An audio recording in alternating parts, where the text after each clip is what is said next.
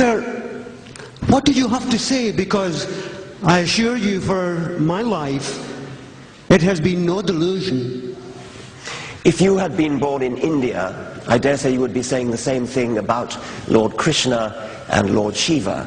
If you had been born in Afghanistan, I dare say you would be saying the same thing about Allah.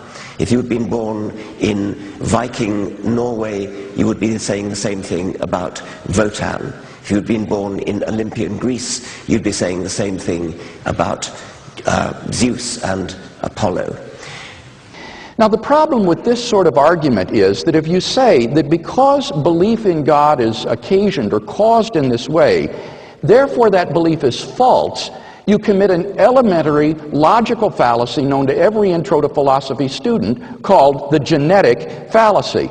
The genetic fallacy is trying to invalidate a point of view by showing how that view originated.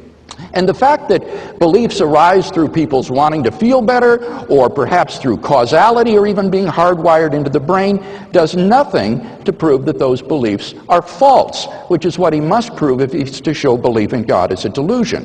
For example, it's been shown by child psychologists that children have hardwired into them the belief that when an object they see disappears behind a screen and then reappears, they believe that the object continues to exist when it goes out of sight.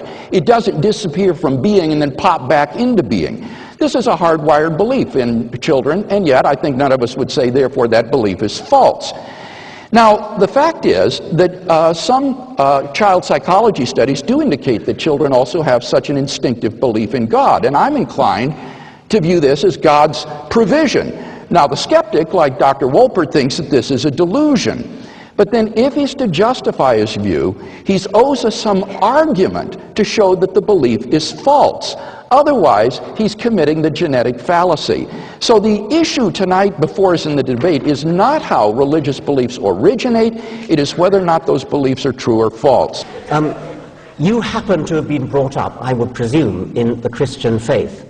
You know what it's like not to believe in a particular faith because you're not a Muslim, you're not a Hindu. Why aren't you a Hindu? Because you happen to have been brought up in America, not in India. If you'd been brought up in India, you'd be a Hindu. If you were brought up in Denmark in the time of the Vikings, you'd be believing in Wotan and Thor.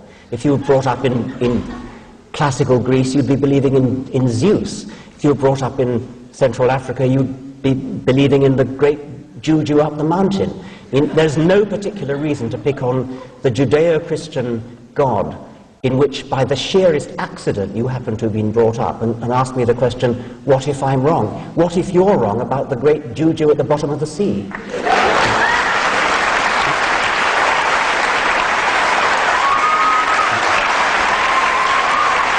Why doesn't that commit the genetic fallacy of trying to say that by explaining how a belief originates, you thereby show the belief to be false?